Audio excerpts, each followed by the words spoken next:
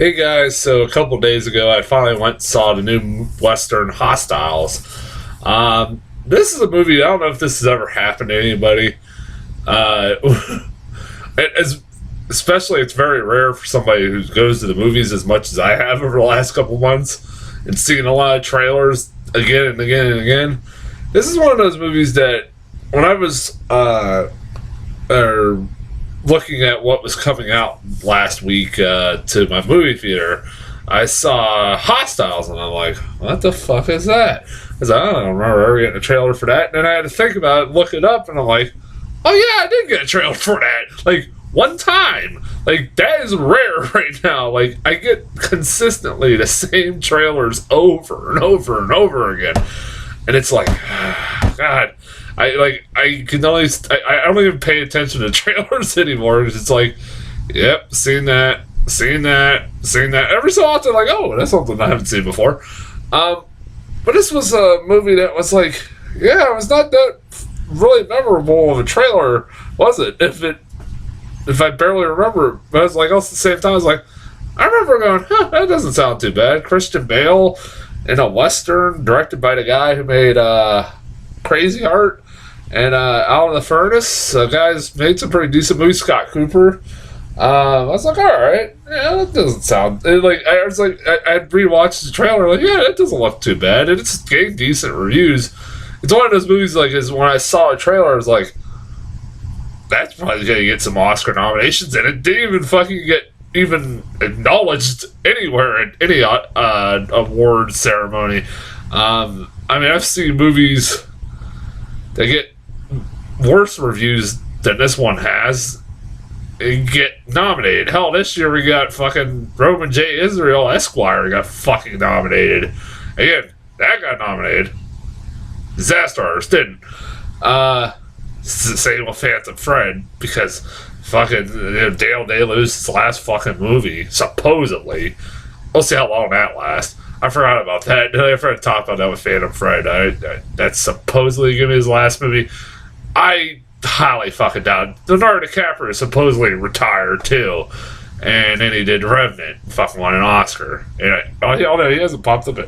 Anyways, now we're getting off the topic. Yeah,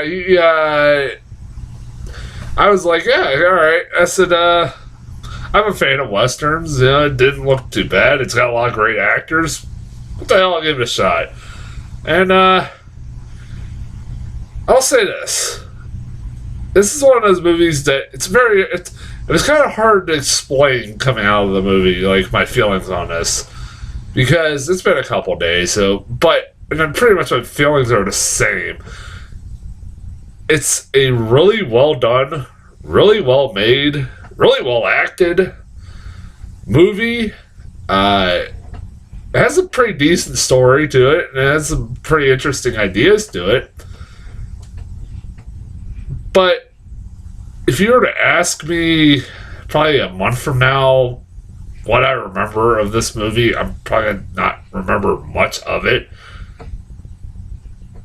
It's kind of a movie that it's kind of forgettable, and even though it's it's a well done movie, it's kind of fucking forgettable, and because of that, I kind of recommend as a rental, I guess. I don't recommend it seeing a full price. There's a lot better movies out there, especially if you haven't seen all the Oscar movies, like Shape of Water, Free Billboards, Disaster Artist, if that's still out there. It's like, it's not bad. It's like I said, it's not bad at all. It's a movie that's just kind of forgettable and sometimes kind of dull and boring. Sometimes,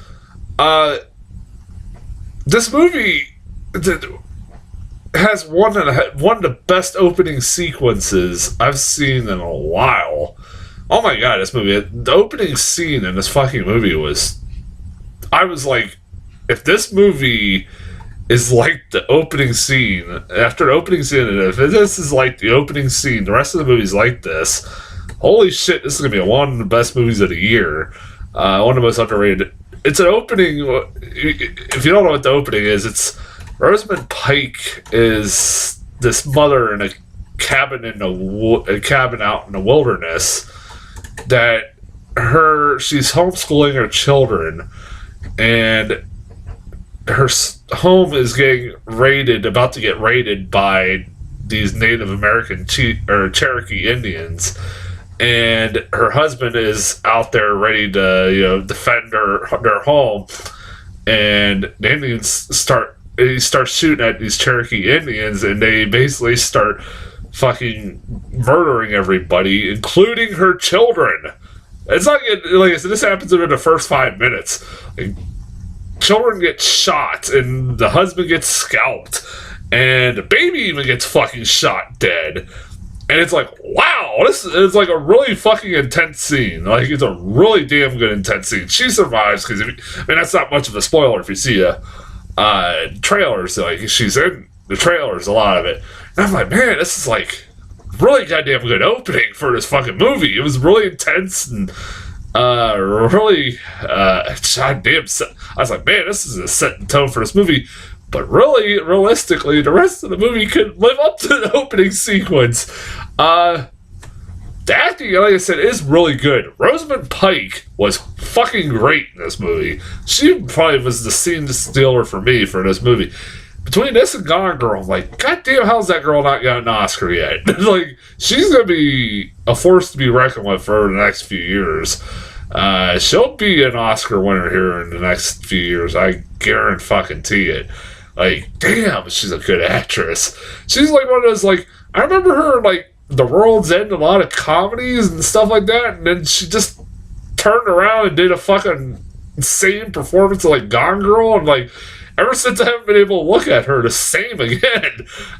She plays this fucking PTSD, like, mother who, her whole family is murdered. Like, the next scene after her whole family is murdered, that you see her, Christian Bale and his whole group of men come across her burned down house, and she's still like putting her dead children to bed like they're alive and won't let them touch them and stuff like that. She's like fucking losing her mind and like her sanity. It's like really gripping, like really fucking, like I was loving her performance in this movie.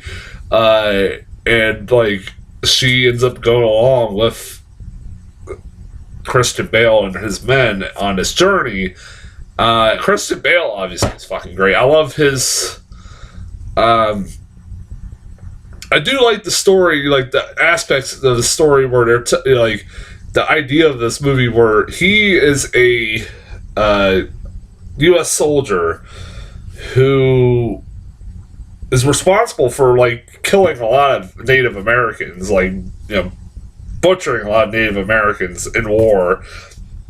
And he's asked by the U.S. government, particularly the president, to take this Indian chief who's dying of cancer back to his homeland so he could die peacefully in his homeland. Even though this is a Indian chief that is responsible for killing like a lot of his good friends and men that he had in his unit. And that's really kind of an interesting story. Now, honestly, like the uneasiness between him and the Indian chief is really good. Like there's a lot of tension, obviously, between the two of them.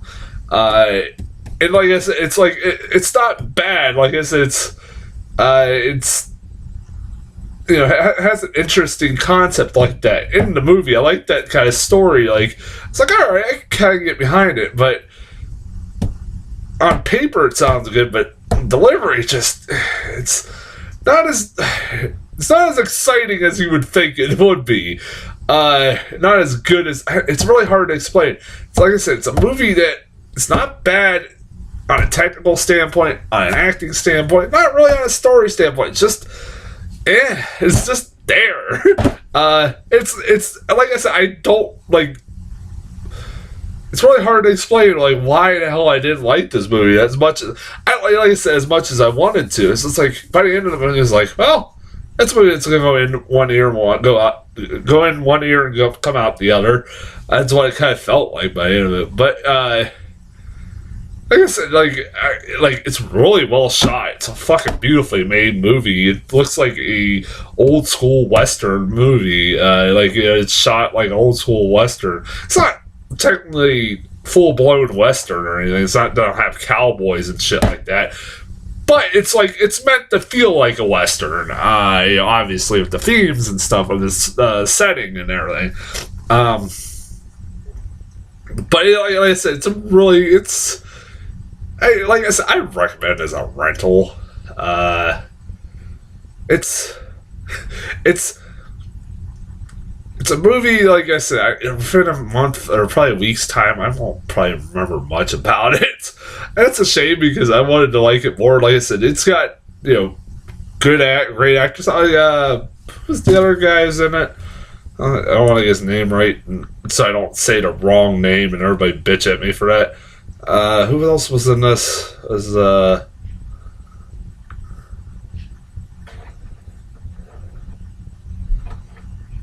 Ben Foster. God damn it! Why the hell did I forget his name? I feel bad for forgetting. I always like Ben Foster as an actor. He pops up like halfway for this movie. He's in the trailers, and you're like, oh, what the hell? Ben Foster's. But he's only pops up in the halfway for the movie. You think he's from the trailer, he's gonna be a major part in the movie. It isn't until halfway through, where he is a guide, a prisoner that they have to a soldier that decided to murder women and children or something like that, and they're pretty much sentencing him to death. And it's Christian Bale and his group's duty to basically bring him to the town where he's going to be hung to death. And it's kind of almost pointless. Almost his fucking story arc is almost kind of pointless by the end of it, but really has no bearing on the rest of the fucking story. It feels like because you could have got from point A to point B without telling that version of the story, because I don't know if I'm the only one that feels like that way, but maybe just to pad the fucking running time, maybe just a little bit. It's like a 2 hour and 15-minute movie, and the final action scene or final set piece when they go to the guys or the Indian chief's homeland is a really good intense scene. That was kind of reminiscent of the opening from the beginning of the movie. It was actually pretty solid. It was a great payoff to that fucking that story. I'll give it that. This movie it has a great payoff to the story by the end of it. Like I said, I recommend this as maybe a rental or matinee, cheap matinee, or if you got Movie Pass, like me, you don't have to really pay to see it. Go see it. It's not bad. It's just maybe I'm the only one. Like I said, it's probably nothing. It's not gonna make my top 10 list. Yeah. As far as trailers go, I actually got new trailers. Wow, fuck! I couldn't believe this. What the hell did I get in front of us? Chappaquiddick. This is a story I never knew about. I was asking my mom about. It's the story about Ted Kennedy and the death of that girl he was responsible for his reckless driving because he was driving drunk. It's about that story and kind of trying to cover it up and the whole aftermath of it. And the hoopla that happened, I was like, I never heard that story. I knew Ted Kennedy was, obviously. I've been, he was somebody that was around in politics for a long time while I was alive, since I've been alive, and I've never heard that fucking story. It's like, wow, it looked kind of interesting. It's got a lot of great actors now. I can't fucking remember who's all in it, but it's like, it didn't look bad. It's like, I had one of the most inappropriate posters I think I've ever seen in my entire life. It's like, the poster is like a drawing of the American flag, but in the blue part of the American flag where, the stars and stuff, it's just in the middle of the blue part is like this upside down car that looks like it's sinking into water. I'm like, that was kind of fucking inappropriate movie. So that's one of the most inappropriate posters I've ever seen. Up there, like although it's not as funny as crazy as that poster for the first Purge. I don't know if anybody else has seen that, or it's American. I'll talk about that if I get that trailer one day. But and then the last one I got. God damn, this looks so stupid. The Hurricane Heist. God, that looked really fucking dumb. It's from the director of Rob Cohen, from the director. His claim to fame, apparently, according to this movie, is The Fast and the Furious. It's basically The Fast and the Furious, like Fast 5, if in the middle of it there's a fucking hurricane happening. And it's a heist movie. It's exactly what it sounds like. It's a heist movie with a hurricane involved. And the CGI effects look like it came from fucking Sharknado. I am not making that up. The CGI effects look terrible. I was like, how is this being released in theaters? Seriously. What the fuck? This looks like a movie that would be on the Sci-Fi Channel. It's that bad. Like, it looks terrible. Like, it looks laughably bad. I'm like, fuck that. I was like, that looks really bad. It's like Maggie Grace. I think that's the only notable name in it is fucking Maggie Grace. I'm like, why are you dragging her into this shit? I mean, I know she did the Taken movies, but fuck. Yeah, that's as far as trailers go. I'll be back with I, Tonya in the next couple days. I got a busy day tomorrow for work, so I'm not going to be able to do it tomorrow. Super Bowl is Sunday. Might do it before the Super Bowl. Might go see it before the Super Bowl. Maybe. I don't know. I'll have to figure that out. If not, it'll be within sometime this week. Probably maybe Monday. And then like later next week, I will do a top 10 list of the best and the worst. I'll probably do only 5 of the worst. But until then, I'll talk to you guys later.